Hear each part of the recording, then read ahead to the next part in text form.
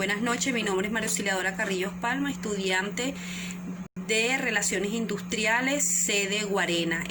La ocasión le voy a hablar del Foro Sindical. Fuero sindical y la inamovilidad laboral en Venezuela. Principios generales. El texto constitucional no habla de foro sindical, sino de inamovilidad. No obstante, en esta dirección la Constitución bolivariana supera el texto de la Constitución de 1961, ya que la de 1961 delega en la ley de precisión de este tipo de protección, no habla de foro sindical ni tampoco de inamovilidad, mientras que la de 1999 de forma expresa menciona que esa protección es la inamovilidad. Se define de foro sindical como la garantía que la ley otorga a los trabajadores que promueven la legalización de un sindicato y a los miembros de las juntas directivas sindicales de no ser. ¿Para qué se otorga la protección o garantía? Por ende, la inamovilidad. Artículo 449. La inamovilidad consagrada en virtud del foro sindical se otorga para garantizar la defensa del interés colectivo y la autonomía en el ejercicio de las funciones sindicales. Lo que el Estado busca garantizar con la institución del foro sindical es el interés colectivo implícito en una organización sindical. El interés de los trabajadores que agrupados en ese sindicato buscan que sus derechos, conquistar y aspiraciones puedan tener un instrumento y una dirigencia que los haga respetar, canalizar y cumplir. Cuando el Estado otorga la inamovilidad a trabajadores, promotores, directivos, lo está haciendo con el fin de proteger el interés de la organización sindical, de forma que es inamovilidad para los promotores de una organización sindical. Artículo 95. Los promotores y promotoras de las organizaciones sindicales gozan de inamovilidad laboral durante el tiempo y en las condiciones que se requieran para hacer el ejercicio de sus funciones. Con respecto a la duración y prórroga, el artículo 450 consagra esta inamovilidad, definiendo su alcance a señalar que desde la notificación formal, inamovilidad para directivos de una organización sindical. Artículo 95.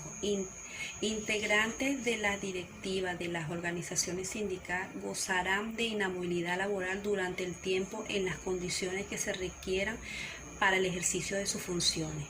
La Ley Orgánica de Trabajo, artículo 451, precisa esta protección, por cuanto no parece lógico que la inamovilidad pueda alcanzar a todos los directivos de forma ilimitada. La norma establece una especie de escala para determinar el número de directivos a quienes le garantiza la protección de la inamovilidad. Gozarán de inamovilidad hasta un número de 7 miembros directivos en las empresas que ocupen menos de 500 trabajadores.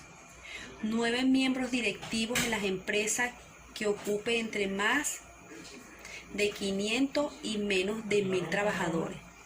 12 miembros directivos en las empresas que ocupen más de 1000 trabajadores. Desde luego, el sindicato podrá crear estructura dirigente con un número de directivos superior al señalado en la escala mencionada, siendo esto asunto privativo del sindicato. Cabe mencionar que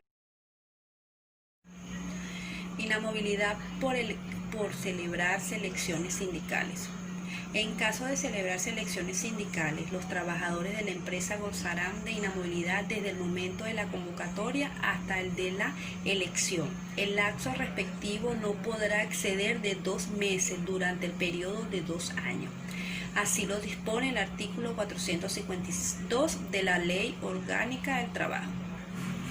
El foro sindical contemplado en el artículo 452 ampara a los trabajadores que fueren candidatos a ocupar cargos de dirección y a quienes fueron miembros de la organización sindical en procesos de elección. Es lógico plantearse que si la protección tiene como fundamento una elección sindical y ésta se realiza con quienes el sindicato tiene derecho a participar, los miembros del sindicato, sus afiliados, luce claro y a los protegidos. Inamovilidad para aquellos trabajadores involucrados en un conflicto de trabajo. Ningún patrono podrá despedir o trasladar a un trabajador, ni desmejorar sus condiciones de trabajo o tomar medidas contra él por motivo de sus actividades legales en relación con un conflicto de trabajo. Así lo expresa el artículo 506 de la Ley Orgánica del Trabajo y el artículo 458. Los trabajadores gozarán de fuero sindical durante la negociación colectiva y la tramitación de un conflicto de trabajo. Los trabajadores involucrados en un conflicto colectivo de trabajo gozarán de inamovilidad mientras el mismo dure en condiciones similares a los de los trabajadores. Desafuero sindical.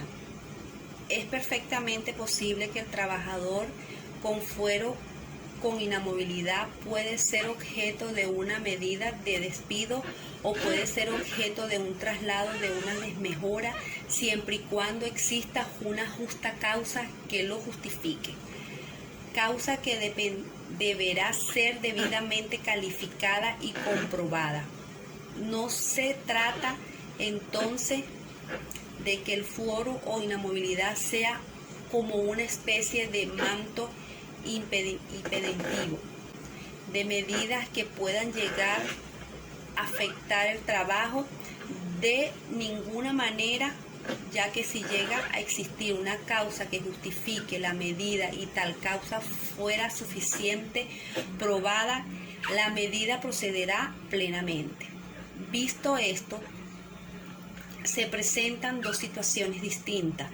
Por un lado, el procedimiento formal de solicitud de calificación de despido que formule el patrono, con el propósito de lograr que se le autorice a llevar a cabo episodios del amparo por fuero sindical, para el cual alegará y probará la justa causa.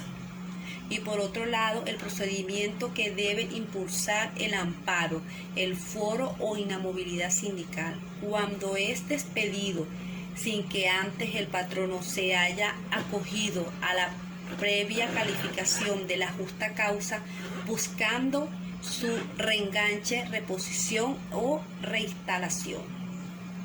Entonces tenemos dos posiciones a estudiar. El procedimiento desafuero sindical ocasionado por el patrono en procura de que el